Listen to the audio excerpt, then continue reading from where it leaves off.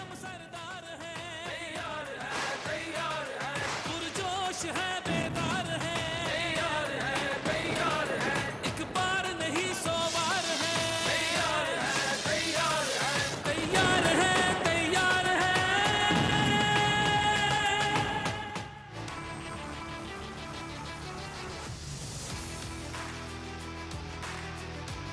Ji hello and welcome to Cadbury Dairy Milk PSL Cricket Hangama presented by Coca-Cola, powered by Dolans and brought to you by Soul City and Zameen.com. हर पता हमें पता है. Match number 10 of PSL will be kicking off shortly today between Lahore Qalandars and Quetta Gladiators. एक तरफ हमारे defending champions हैं और दूसरी तरफ वो टीम है जो थोड़े से अप्स एंड डाउन्स उनके जो हैं आए हैं, इस सीज़न भी आए हैं end of course last few seasons in fact they have not played a single play of. कल की परफॉर्मेंस से वो अपनी जो है थोड़ी सी ज़रूर कुछ ना कुछ लर्निंग्स लेके आज के मैच में उतरेंगे अगेंस्ट लाहौर कलंदर्स, जिन्होंने अभी तक जो है एक ही मैच जीता है so far in the tournament. Not a great start for them. अभी वो बॉटम ऑफ द टेबल हैं but they would be pretty confident going into this match because Rashid Khan जो हैं वो स्क्वाड को ज्वाइन कर चुके हैं. तो आज जो उनकी ऑलरेडी एक स्ट्रॉन्ग बॉलिंग है वो मज़ीद स्ट्रेंथन हो जाएगी. तो हेड टू हेड अगर हम देखें क्वेटा ग्लैडिएटर्स और लाहौर कलंदर्स का, तो जी लाहौर स्लाइटली अहेड.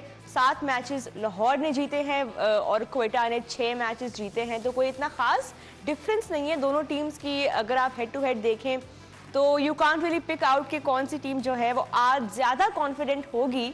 लेकिन बात करते हैं आज के प्रोबेबल जो प्लेइंग 11 होंगे उन पे भी बात करेंगे. अभी टॉस भी कुछ देर में हो जाएगा, उसका फैसला आने के बाद जो है चीज़ें थोड़ी सी और स्ट्रेटन आउट हो जाएंगी as far as today's playing 11 will go.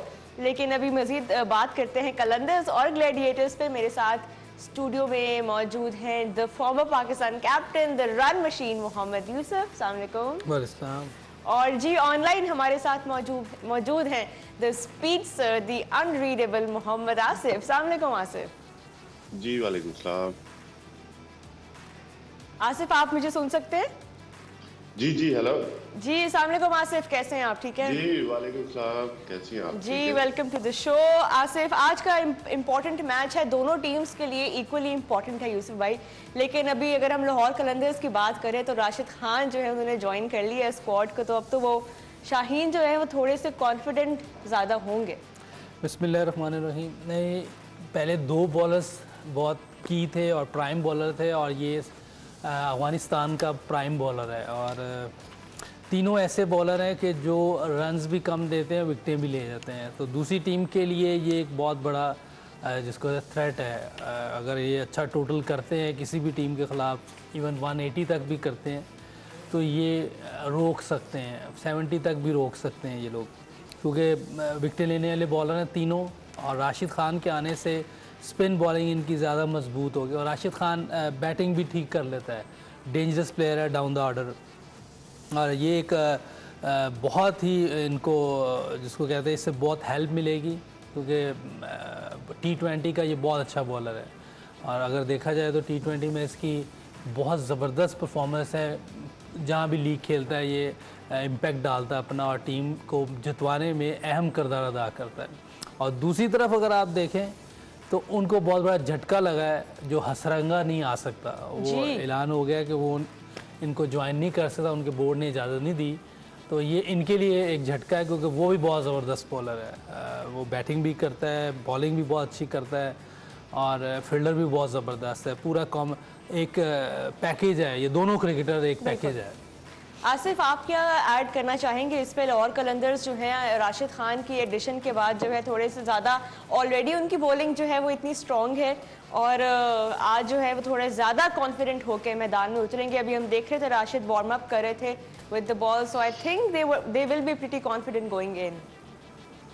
Ji no doubt के ऑन पेपर उनकी बॉलिंग लाइनअप लाहौर की मच बेटर है. दोनों फास्ट बॉलर जो दोनों तेज भी हैं और एक्सपीरियंस भी है उनको. राशिद खान के आने से और उनकी बॉलिंग लाइनअप पे बेहतरीन हो जाएगी. और दूसरा राशिद की जो एक दूसरा एज है, वो बैटिंग में भी आके अच्छी हिटिंग कर लेता है. अगर उसको 6-7वें पे भी आता है तो आप देखें कि वो बैटिंग में भी अच्छी हिटिंग करता है. तो क्वेटा ग्लैडिएटर के पास भी देखे बॉलिंग लाइनअप उनके पास भी मच बेटर है। हुसैन है, नसीम शाह है, नवाज है, जैसे वो उनके पास भी देखे तीनों के दोनों टीमों के पास तीनों मेन प्राइम बॉलर है। तो डिसीजन मेकिंग जो होती है at the moment, heat of the moment आपने ग्राउंड में करनी है। जो मच बेटर डिसीजन मेकिंग करेगा, अच्छा फैसला लेगा किस बॉलर को किस टाइम हमने यूटिलाइज करना है, किस बैट्समैन को किस वक्त भेजना है, तो वो बहुत इंपॉर्टेंट होगी। तो लाहौर की जो जिस तरह से बैटिंग लाइनअप नजर आई है वो कोई इतनी खास नजर नहीं आई। जी, ये क्लिप्स हम राशिद खान की देख रहे हैं फ्रॉम लास्ट सीजन। क्या ज़बरदस्त स्पेल्स उन्होंने कराए। लाहौर कलंदर ज़ाहिर है इतने सालों के वेट के बाद जो है वो फाइनल खेले और जीते। उनके लिए उनकी टीम में हर प्लेयर जो था वो उसने अपनी अपनी कंट्रीब्यूशन की थी, बैटिंग में भी बॉलिंग में, क्योंकि खाली आप एक दो बॉलर्स के उस पर टूर्नामेंट नहीं जीतते हैं। अगर हम वैसे बैटिंग की बात करें, अगर हम लाहौर कलंदर्स की पिछले मैच में अगेंस्ट कराची किंग्स उन्होंने 185 जो है चेस कर रहे थे और नहीं कंप्लीट कर पाए चेस। हमने मैच के बाद ये बात की थी कि शायद जो है फ़खर जमान के ऊपर बहुत सारा प्रेशर है।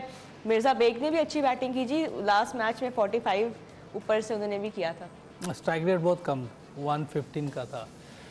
क्रेडिट इसलिए उसको दे सकते हैं कि इमर्जिंग है, एज दे सकते हैं। लेकिन मुझे ये थोड़ी सी जिसको कहते हैं कि समझ भी नहीं आ रही, हैरानगी भी है कि लास्ट ईयर जो इनकी टीम जीती थी उसमें अब्दुल्ला शफीक का बहुत रोल था एज ए ओपनर, और उसको कामरान गुलाम भी आप देख लें उनके। हाँ, ये भी लास्ट ईयर इसने अच्छी बैटिंग की थी, लेकिन अभी तो 2-3 गेम हुए वैसे नज़र नहीं आ रहे टच में, लेकिन जो लास्ट ईयर खेले ये बहुत अच्छा खेले थे। और वीज़े डाउन द ऑर्डर आकर उसने सेमीफाइनल और फाइनल में सिर्फ 7-8 बॉलों में 28-29 रन बनाए थे, उसकी वजह से इनकी टीम एक अच्छा टोटल करने में कामयाब हुई थी।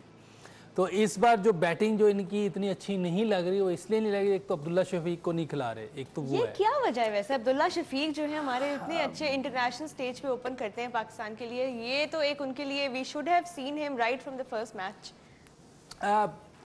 आकिब भाई बहुत ज़बरदस्त बड़े सीज़न कोच हैं, बहुत पुराने हैं और हमारी पाकिस्तान के बहुत बड़े बॉलर रहे हैं, और उन्होंने कुछ सोच समझ के कुछ किया होगा। हम बाहर से जो कह सकते हैं कि लास्ट ईयर जो हुआ था, और एक टेस्ट प्लेयर है और उसकी बड़ी परफॉर्मेंस है पाकिस्तान की तरफ से भी, उसको बिठा कर किसी और को खिलाना मुझे शायद समझ नहीं आ रही। हो सकता है कभी कोई उनसे वहाँ ग्राउंड में पूछे, वो एक्सप्लेन कर दें, लेकिन यहाँ अभी मेरा ख्याल मुझे भी नहीं समझ आ रही, आपको भी नहीं आ रही है। आसिफ, आपको समझ आ रही है ये डिसीजन आकिब जावेद की? जी, अब अर्ली ऑन उनका स्टार्ट है। बात तो यूसुफ भाई की बिल्कुल करेक्ट है कि क्योंकि जो आपका सीजन प्लेयर है जिसने लास्ट सीजन अच्छा परफॉर्म किया वो बेंच पे बैठा हो और आप नए लड़के को चांस दे, ये बनता नहीं है। मे भी कोई इंजरी ना हो छोटी मोटी, एट द मोमेंट कोई ग्राउंड में पता चल सकता है। और उनकी मैनेजमेंट तो थोड़ी सी एक्स्ट्रा एक्साइटेड हुई थी लास्ट ईयर जीत के ना। अब अभी देखिए उनके जो बयान आ रहे थे कि बाबर आजम कराची से पेशावर जल्मी शिफ्ट हुए, तो वो पहले कह रहे थे हम पहले कराची को फॉलो कर रहे थे, अब हम पेशावर को भी देख लेंगे। तो ये थोड़ा सा ओवर एक्साइटेड थे, थोड़ा सा ओवर कॉन्फिडेंस भी कह सकते हैं कि जीते हुए थे।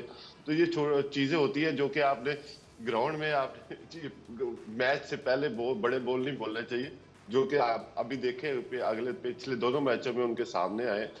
तो अभी उनको अपना टीम बैलेंस लेके आपने अगर आप विनिंग सिचुएशन की तरफ जाना, टॉप 2 में फिनिश करना या टॉप 4 में फिनिश करना, तो आपको अर्ली ऑन कॉम्बिनेशन बनाना पड़ेगा, जो कि उनकी बैटिंग लाइन में थोड़ा सा लैक ऑफ कॉम्बिनेशन नजर आया।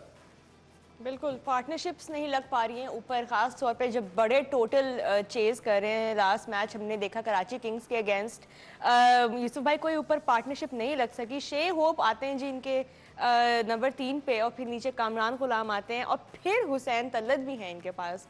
But even then they have not been able to figure out, जैसे आसिफ ने कहा कि कॉम्बिनेशन कोई फिगर आउट नहीं हो पा रहा। सिकंदर रजा भी एक अच्छा नाम है, डेप्थ आ गई है उनकी वजह से। देखिए शायद होप वनडे क्रिकेट में तो उसका एक्सेप्शनल रिकॉर्ड है। अगर आप देखें तो मेरा ख्याल 15-16 सेंचुरी उसने 100 टेस्ट वनडेज़ नहीं हुए तो इतनी सेंचुरी वो कर गया हुआ है। वनडेज़ में तो बहुत अच्छा रिकॉर्ड है, लेकिन T20 में मैंने पहली दफ़ा देख रहा हूँ। लास्ट गेम में तो कैच बहुत अच्छा कर लिया। ये शॉट्स आप देखें हुसैन तलत की जो ये जल्मी की तरफ से खेल रहे थे, ये टैलेंट तो है नो डाउट, बट वो ये कि किस तरह यूटिलाइज करेंगे। टैलेंट का जो है ना, ये एक्सप्लेन करना शायद मुझे नहीं समझ आती कि जब लोग किसी को टैलेंटेड कहते हैं वो क्यों कहते हैं। टैलेंट का मकसद होता है वो किस टैलेंट था Sachin Tendulkar, Saeed Anwar, Inzamam ul Haq, Brian Lara, Ricky Ponting, अगर पीछे जाएंगे तो विव रिचर्ड, गॉर्डन ग्रीनिज, ये तो खैर बहुत पीछे चले जाएंगे, जैक कैलस, सांगाकारा। ये टैलेंट होता है कि कहीं भी ले जाएं, किसी भी सिचुएशन में ले जाएं, किसी जगह पे ले जाएं, उन्होंने इवन खेलना है। कभी हाँ किसी भी बाबर आजम का नाम नहीं लिया आपने इस लिस्ट में। अभी कोई भी नहीं लिया ना, अभी इस एरा का किसी का नाम नहीं लिया। तो आप समझ रहे हैं कि अभी की एरा इस एरा में तो लेता तो फिर कोहली था, बाबर था, जो रूट है, इवन विलियमसन है, तो ये सब के भी। अभी मैंने इस एरा की बात ही नहीं की ना, बहुत पहले की बात की, दरमियान वाला जो बेस्ट एरा था क्रिकेट का, जो मैं समझता हूँ कि टफ क्रिकेट थी उस वक्त, रिवर्स स्विंग था, बेस्ट दुनिया के स्पिनर्स थे उस वक्त, वो एरा बेस्ट था। इस एरा को उससे कंपैरिजन नहीं कर सकते, ये बहुत इजी एरा है स्पेशली फॉर बैटिंग। तो वो जो एरा था वो टैलेंटेड थे, वो आप कहीं भी ले जाए वो रन्स करते थे, उनको नहीं फ़र्क पड़ता था। फॉर्म इधर उधर होना ये होती है थोड़ी देर के लिए, लेकिन अगर आप कंटिन्यू कोई मसला आ रहा है, इसका मतलब कोई टेक्निकल फॉल्ट है, कोई ना कोई चीज़ होगी। अब T20 में ये चीज़ें चेक करना बहुत मुश्किल है, क्योंकि बहुत तेज़ गेम चल रही होती है, एकदम मैच आ जाता है। अभी कल खेला फिर मैच आ गया, तो टाइम भी लगता है इसको ठीक करने में अगर कोई प्रॉब्लम है तो। लेकिन T20 में, और जो आपका सवाल था ना कि टैलेंटेड, उसको ज़रा डिफाइन करना पड़ेगा आपको भी, और जो लोग ये कहते भी हैं कि टैलेंट क्या होता है। ये एक बड़ा सब्जेक्टिव टर्म है, इसका हर किसी का अलग अलग मीनिंग होता है। और जाहिर है क्रिकेट, आपने वैसे बिल्कुल सही पॉइंट रेज किया है कि आजकल की क्रिकेट में जो है you have to define what you consider a talented batsman. यहाँ पे हम लाहौर कलंदर्स की बैटिंग की बात कर रहे थे, क्या क्या नाम है उनके पास। अभी हुसैन तलत के बारे में भी बात करेंगे, कामरान गुलाम हैं, नुफर Zaman, you know up the order. उनसे बहुत उम्मीदें हैं कलंदर्स को, बिकॉज जैसा स्टार्ट वो प्रोवाइड करते हैं पावर प्ले में, जिस तरह एक्सप्लोसिव बैटिंग वो करते हैं, Qalandars have been missing that for sure. तो अभी हम मजीद बात करेंगे कलंदर्स की बैटिंग के बारे में भी, और उनकी जो बॉलिंग है उसके बारे में भी, और of course Quetta Gladiators on the other hand also look pumped. यहाँ पे मैं आप लोगों के लिए एक रिमाइंडर और एक इंटरेस्टिंग बल्कि एक इंफॉर्मेशन प्रोवाइड कर दूँ सोल सिटी जो हमारे स्पॉन्सर्स हैं उनके बारे में, कि सोल सिटी की कुछ नुमाया खसूसियात मैं आपको बताती चलूँ। जी ये आइडियल मुकाम पर वाक़या है, मोटरवे के 2 इंटरचेंजेस से कनेक्टेड है, और जी इसमें है 300 फुट वसी मेन बुलेवार्ड, LDA से मंजूर शुदा 2.5 साल का इजी इंस्टॉलमेंट प्लान। इसके साथ साथ it's a secure gated community, it's got a central park, soul fountain, underground electricity, खूबसूरत clock tower, sports complex, community centre, shopping complex, Jamia Masjid, schools, central business, commercial areas और बहुत कुछ। So that's something that I thought you guys should know. यहाँ पे एक break लेते हैं, break के बाद वापस आके कंटिन्यू रखते हैं डिस्कशन को।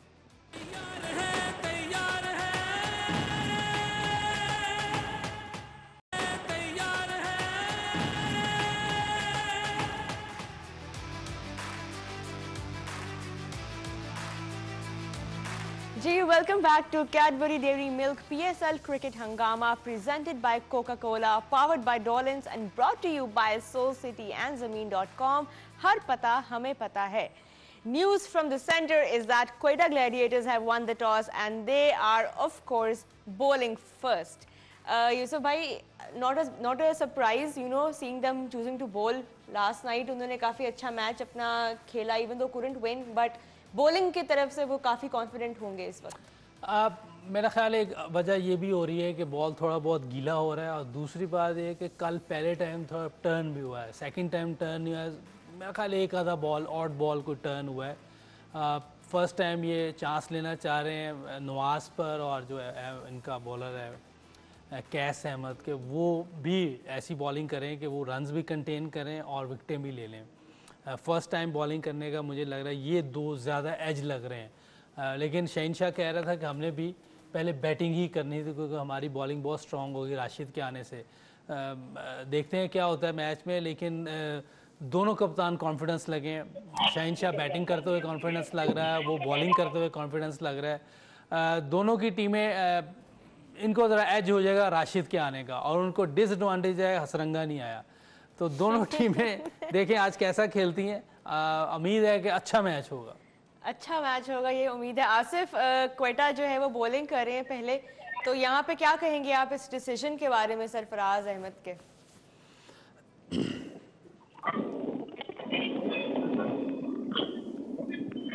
आसिफ, आप सुन सकते हैं मुझे?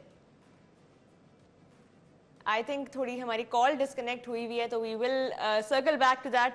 लेकिन यही है कि आपने बिल्कुल ठीक कहा, राशिद खान के आने से जो है ना शाहीन एज ए कैप्टन और कॉन्फिडेंट हो गए होंगे। लेकिन बैटिंग जहां तक हम देखें कलंदर्स की, थोड़ी बहुत अगर आप उनके ऊपर के बैट्समैन देखें उस तरह से परफॉर्म नहीं कर पा रहे हैं। आज क्या टारगेट लगता है उनके माइंड में होगा?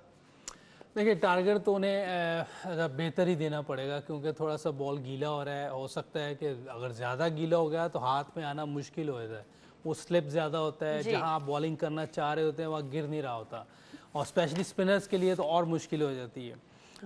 तो इनको एक अच्छा टोटल करना पड़ेगा। जो मेरा ख्याल है, जो मुझे लगता है, हो सकता है कि वो 160-70 में भी जीत जाए, क्योंकि 12 ओवर ऐसे हैं जो टॉप क्लास बॉलर्स ने करने हैं जी। बीच में 8 ओवर ऐसे हैं जो मेरे ख्याल शायद अभी इंटरनेशनल क्रिकेट नहीं खेले, जैसे जी। वो मुझे नाम भूल जाता उस लड़के का, क्या नाम है वो, ज़मान खान। हाँ ज़मान खान पिछले साल ही आया वो, 4 ओवर उसके हैं, 4 ओवर और एक ने बड़ा इंटरेस्टिंग एक्शन है। मिलेगा, पाकिस्तानी मिलेंगा है, 2 पाकिस्तानी मिलेंगा, एक हमारे वो उस टीम में भी है, मेरा ख्याल है पेशावर ज़ल्मी में भी है। तो 12 ओवर बहुत ज़्यादा होते हैं, और 3 ऐसे बॉलर्स ने करने हैं जो दुनिया में अपना लोहा मनवा चुके हुए हैं और मनवा भी रहे हैं। तो इनके लिए मुश्किल भी हो सकती है, अगर वो 180-190 कर जाते हैं तो इनके लिए मुश्किल भी हो जाती है, क्योंकि कल अगर आप देखें, कल 154 भी अच्छा स्कोर लगना शुरू हुआ कि एकदम 4 विकेटें मिली हैं, थोड़ा सा बॉल सीम हुआ है हुसनैन का, जो उसने ज़बरदस्त बॉलिंग की, 17 डॉट बॉल थे, 3 क्विक विकेट्स थी, बॉल हल्का फुल्का जो कहते हैं ना एयर में पड़ के भी और एयर में भी अंदर आ रहा था, क्योंकि जो थोड़ी बहुत नमी पड़ती है ना बाज का, वो भी हेल्पफुल होती है। ज़्यादा पड़ जाए वो थोड़ी डेंजरस होती है, लेकिन ये जितनी कल पड़ी है उससे उसको हेल्प मिली है, बॉल शेप बनी है उसकी बॉल की, जैसे साइम को अंदर आया वो इतना आया जितनी ज़रूरत थी। तो ये ज़्यादा बॉल डेंजरस होते हैं। अगर इस तरह की सिचुएशन बन गई तो मेरा ख्याल है हारिस और शाहीन ऊपर से भी तंग कर सकते हैं। चलें, आसिफ ने हमें ज्वाइन कर लिया है। आसिफ, क्या कहेंगे, ग्लैडिएटर्स जो है वो पहले बॉलिंग कर रहे हैं, कैसा देखते हैं आप ये डिसीजन? जी, दोनों टीमों के पास अगर ग्लैडिएटर ने डिसीजन किया, क्योंकि कराची में कभी ऐसा देखने में कम ही नजर आया था कि ड्यू पड़ती हो, मगर ये ड्यू की वजह से सारी टीमें पहले वहां पे स्टार्ट, और ओवरऑल टूर्नामेंट भी ऐसे ही स्टार्ट चल रहा है कि जो भी पहले टॉस जीत रहा है वो बॉलिंग कर रहा है। तो ये भी डिफरेंस जरूर होगा। और दोनों टीमों के पास जो बॉलिंग नंबर्स है वो देखे दोनों सेम ही है, दोनों के पास यंगस्टर है, दोनों फास्ट बॉलर अच्छे हैं, स्पिनर इधर भी अच्छा, उधर भी राशिद के आने से और मच बेटर बॉलिंग साइड बनी है। मगर थोड़ा सा क्वेटा ग्लैडिएटर को एज दे तो थोड़ी सी मच मैच्योर उनकी बैटिंग लाइन अप है, उनका मिडिल ऑर्डर थोड़ा सा मैच्योर है बजाय के लाहौर कलंदर के। लाहौर कलंदर भी एक ही ओपनर के सराउंडिंग घूम रही है और इनके पास दोनों ओपनर्स भी अच्छे हैं, फिर बीच में सैफी भी है, इफ्तिखार ने भी 50 किया है, उमर इकबल है, हफीज आ जाता है जैसे अगर वो खेलता है या नहीं खेलता, फिर नवाज 6-7वें पे आता है। तो इनकी थोड़ी सी मैच्योर बैटिंग लाइनअप है मिडिल ऑर्डर में भी, तो ये थोड़ा सा डिफरेंस जरूर होगा। चले, मोहम्मद हफीज का नाम भी है, जाहिर है आज वो भी मैच खेल रहे हैं, अभी तक उनकी जो है यूटिलिटी समझ में नहीं आ रही है। आसिफ, आई थिंक ग्लैडिएटर्स भी अभी तक फिगर आउट कर रहे हैं कि हफीज को किस नंबर पे भेजना चाहिए। पहले वो 8 पे आ रहे हैं, 7 पे आ रहे हैं, क्या लगता है आज उनको थोड़ा प्रमोशन मिलेगा बैटिंग ऑर्डर में? जी, उनके पास ऑलरेडी देखिए गुप्तल ने 100 किया और जेसन रॉय भी एज ए ओपनर ही खेलता है, तो वो उस वजह से 3 ओपनर्स को लेके आना, उसको वन डाउन भी करवाया जा सकता है। आप उमर अकरम को नीचे लेके जा सकते हैं, इफ्तिखार को नीचे लेके जा सकते हैं, क्योंकि हफीज का 6-7वें नंबर पे कोई बनता नहीं है कि उसको जैसे पहले मैच में उसको खिलाया गया कि 6-7वें में भेजना। तो हफीज का अप टू द नंबर्स आप ऊपर करना चाहिए, और मैच्योर प्लेयर है, सर्कल में बड़ा अच्छा इनिंग बनाता है, जैसे कि लास्ट ईयर इसने बहुत अच्छी इनिंग खेली थी लाहौर कलंदर की जानिब से, उनका जीत में उसका बड़ा हाथ था, तो उसको अप टू द ऊपर वाले नंबर्स पे भेजना चाहिए ताकि वो उसका नए बॉल का फायदा उठा सके। जी, कल के मैच में भी हमने देखा कि इफ्तिखार भी थोड़ा सा ऊपर अप दी ऑर्डर उन्होंने 1 नंबर ऊपर बैटिंग की थी। सरफराज भी खुद अब ही is trying to lead from the front, तो ये अच्छा एक साइन है क्वेटा की तरफ से कि they are willing to be flexible, because जो चीज़ नहीं चल रही पहले 2 मैचेस में वो नहीं चल रही, तो that is why you can appreciate that about them. अब देखिए, या तो हफीज़ रेडी नहीं था क्योंकि वो पहले उसमें नहीं थे, उनको रिप्लेसमेंट पे लिया गया है, तो शायद उसकी ट्रेनिंग प्रैक्टिस नहीं हुई होगी, जिसकी वजह से शायद वो खुद ही कह रहा हो कि मुझे पीछे खिलाएं, या फिर मैनेजमेंट देख रही होगी प्रैक्टिस में कि वो किस तरह के नज़र आ रहे हैं। दोनों चीज़ें हो सकती हैं, ये अब हमारे जहन में होना चाहिए, ये नहीं कि वो खुद ही कर रहे हैं मैनेजमेंट, शायद वो भी कह रहा हो कि मुझे थोड़ा पीछे कर दें।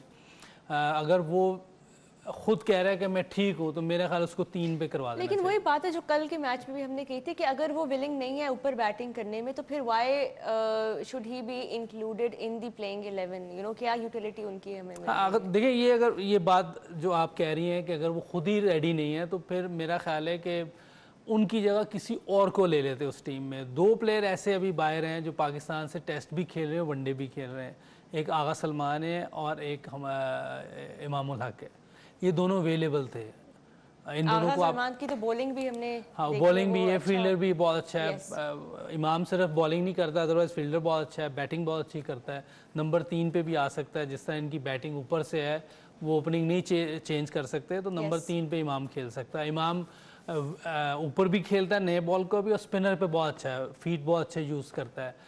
इस तरह का प्लेयर बाहर होना मेरी समझ से बाहर है। अभी जेसन रॉय जो है वो भी क्योंकि पार्शियली अवेलेबल हैं, तो once Jason Roy leaves Gladiators फिर शायद हफीज जो है हमें एज एन ओपनर नजर आए। अगर वो खुद विल कर रहे हैं तो फिर उनको ऊपर आना चाहिए, क्योंकि वो उसने बहुत परफॉर्म किया हुआ है T20 में और अच्छा प्लेयर है। No doubt about that. He has been, he has been a spectacular addition to the PSL, of course. अगर हम अभी बात करें बैटिंग के बारे में, अगर हम बात कंटिन्यू रखें, हम लोगों ने अभी ब्रेक से पहले बड़ा एक अच्छा पॉइंट उस पर डिस्कशन हम कर रहे थे, यूसुफ भाई अपनी थोड़े से रिमार्क्स दे रहे थे about batting in this era versus batting in the previous 15-20 years back. Asif, आप आई डोंट नो अगर आपने हमारी डिस्कशन वो सुनी, लेकिन यूसुफ भाई ये कह रहे थे कि जो कुछ ग्रेट्स का उन्होंने नाम लिया है, इंजमाम उल हक और उस एरा के कुछ टॉप बैट्समैन का, वो कह रहे थे कि आजकल के एरा के जो बैट्समैन हैं वो थोड़ा सा उनके लिए आसानियां बहुत है उनके लिए। आप इस पॉइंट ऑफ व्यू से एग्री करेंगे? ये आपने पूरा वो पूछा नहीं ना, क्यों आसानी है, ये नहीं पूछा। वही तो हम आपसे ही सुनना चाहते हैं। तो आपने पूछे ही नहीं, आपने वहां से बात कर चले आप आसिफ से पूछ ले, फिर ना आसिफ से पूछ के आए। आसिफ क्या कहते हैं? नहीं, आप बात करो। देखिए, अभी आपसे क्वेश्चन हुआ ना, इसके बाद मैं बात करता हूँ। वो नो डाउट ग्रेट प्लेयर थे, उनके हर टीम के पास 2-2, 3-3 अच्छे बेस्ट बैट्समैन थे, ओपनर भी अच्छे थे और मिडिल ऑर्डर में भी अच्छे थे। बेसिकली T20 की वजह से थोड़ा सा आपको डिफरेंस जरूर पैदा हुआ, क्योंकि 2007 से T20 स्टार्ट हुई थी। जो टेक्निकली प्लेयर है वो टेस्ट में भी रन कर रहा है, वनडे में भी कर रहा है और T20 में भी कर रहा है। जो टेक्निकली अच्छा स्ट्रांग है, जिसकी टेक्निक ठीक है, वो एज ए ओपनर या एज मिडिल ऑर्डर तीनों फॉर्मेट में वो अभी भी रन कर रहा है, जो टेक्निकली स्ट्रांग है। तो ये जो यूसुफ भाई प्लेयर्स के नाम ले रहे थे, वो टेक्निकली बड़े अच्छे स्ट्रांग थे। उनको डिफरेंस नहीं पड़ता था कि पिच पाकिस्तानी आ गया, पिच कराची की आ गई या मुल्तान की आ गई है। वहां उनके थोड़ा सा इश्यू जरूर होता था, बैड पैच आता था, मगर वो जल्दी फॉर्म में वापस आ जाते थे। 1-2 मैच भी लगे, एक आध सीरीज भी लगती थी, मगर वो टेक्निकली जो प्लेयर स्ट्रांग होता है वो जल्दी अपना कमबैक कर लेता है और स्ट्रांगली कमबैक करता है। जी यूसुफ भाई।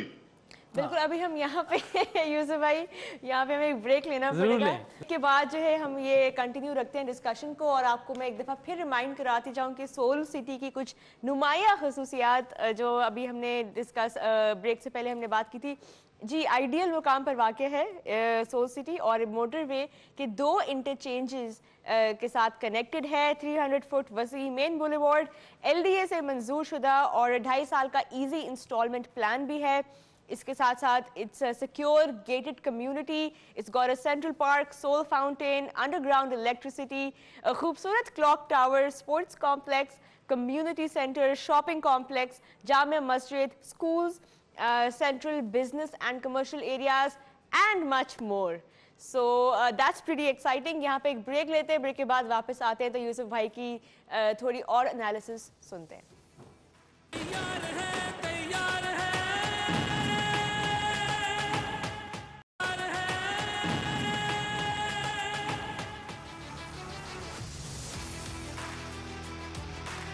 जी welcome back to Cadbury Dairy Milk PSL cricket Hangama presented by Coca-Cola powered by Dawlance and brought you by soul city and ज़मीन.com।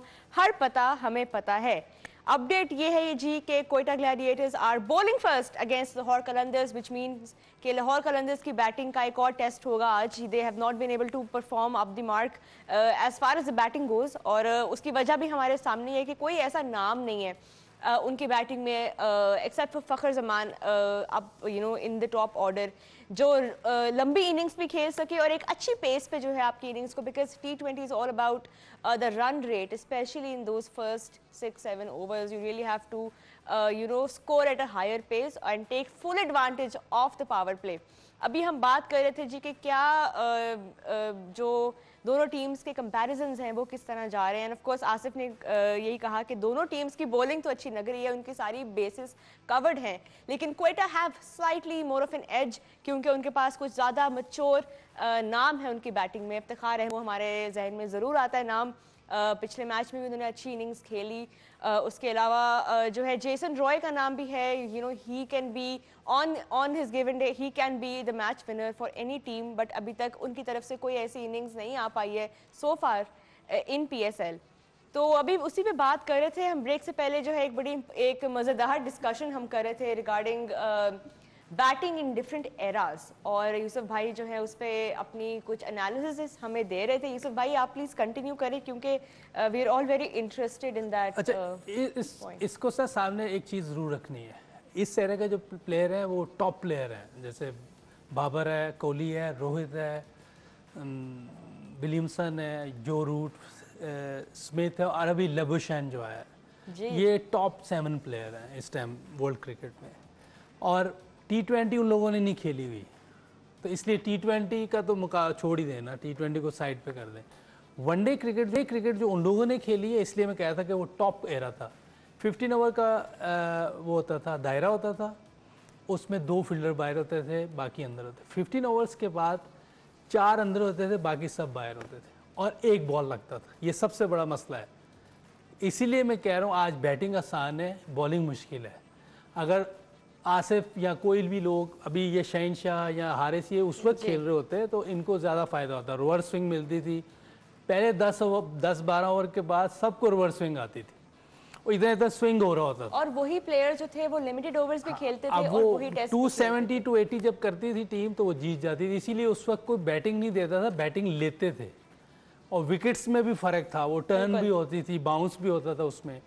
अगर आप देखें अभी जो टेस्ट सीरीज़ हुई हमारे यहाँ बॉल कैरी नहीं कर रहा था, और उस वक्त कैरी करता था कि वसीम वकार, शुएब, इनका बॉल कैरी करता था क्योंकि इन्हें रिवर्स स्विंग मिलती थी, पेस थी, इनको चाहिए था कैच हो, स्लिप में हो, LBW हो, तो इसलिए वो टफ टाइम था बैटिंग के लिए। ये बैटिंग के लिए आजकल के बैट्समैन से अगर आप पूछें तो वो ये कहेंगे कि हमारे लिए बैटिंग मुश्किल है क्योंकि वो कैसे, कोई रीजन होता है ना, कोई रीजन होता है ना, एक नया फॉर्मेट। मैं रीजन दे रहा हूँ, मैं तो रीजन दे रहा हूँ कि उस टाइम रिवर्स स्विंग होती थी, बिल्कुल सही है, और टर्न भी होता था, और 5 फील्डर अंदर नहीं होते थे, 4 अंदर होते थे। आज 5 फील्डर अंदर हैं और समझ लेंगे 40 ओवर तक ये है दायरा है, उस वक्त सिर्फ 15 ओवर का और अब आजकल विकेट्स भी इस तरह बनती हैं, विकेट्स का तो चलो इतनी बात नहीं कर सकते, लेकिन ये दो जो चीज़ें हैं ना, ये बहुत इजी कर देती हैं बैटिंग को।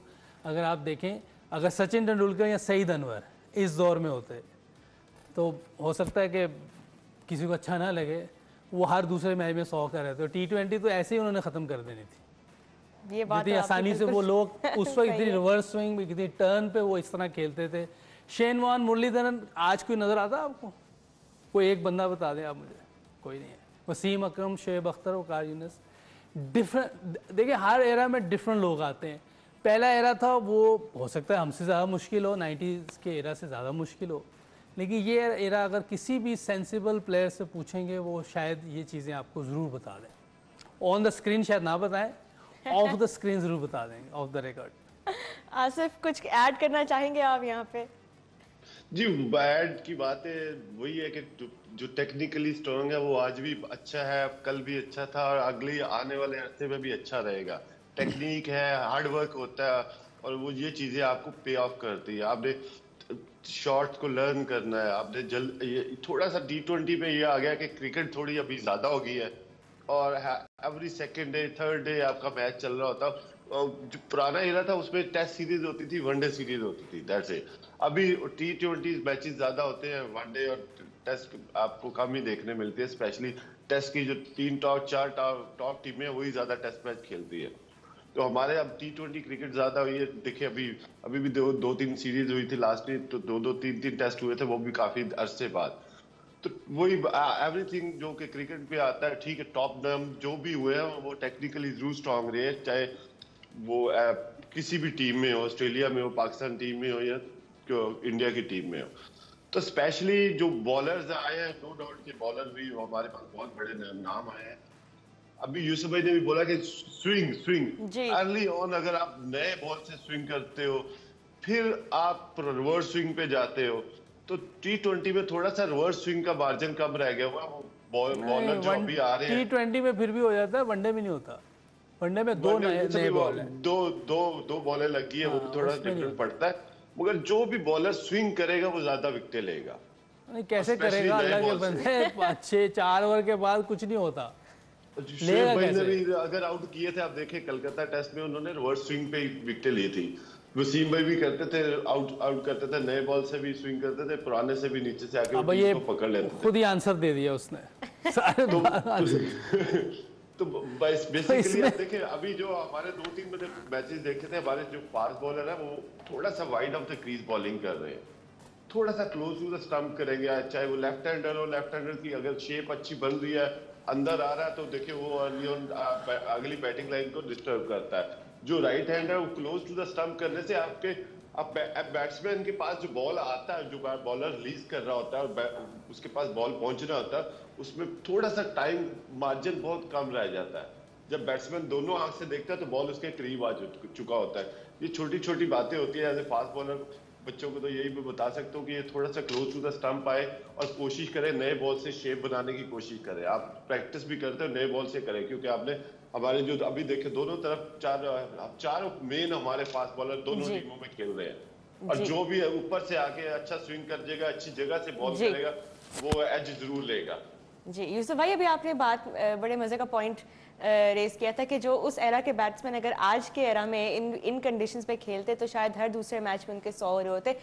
अगर हम आज के बैट्समैन को उस एरा में ले जाएं, क्या लगता है ढेर हो जाएंगे? नहीं ये ढेर होने का नहीं, ढेर होने की बात ही नहीं है। मसला ये है कि जो रीजंस है ना, वो मैं आपको बता रहा हूँ कि रिवर्स स्विंग नहीं होता ना, आज रिवर्स स्विंग नहीं होता, सीधा सीधा बॉल आ रहा है, टर्न नहीं हो रहा होता।